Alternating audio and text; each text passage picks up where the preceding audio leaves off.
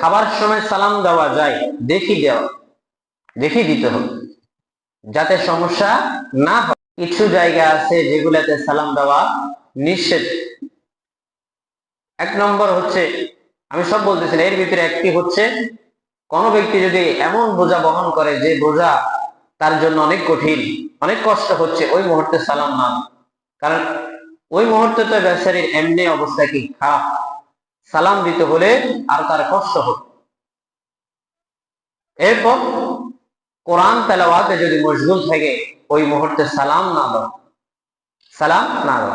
আগে বলেছিলাম টয়লেট করার সময় সালাম না দেওয়া, এই সমস্ত কিছু জায়গা আছে এবং যে সময় লোক মামুকের ভিতরে দেখতেছি আমি, ওই সময় সালাম না দেওয়া।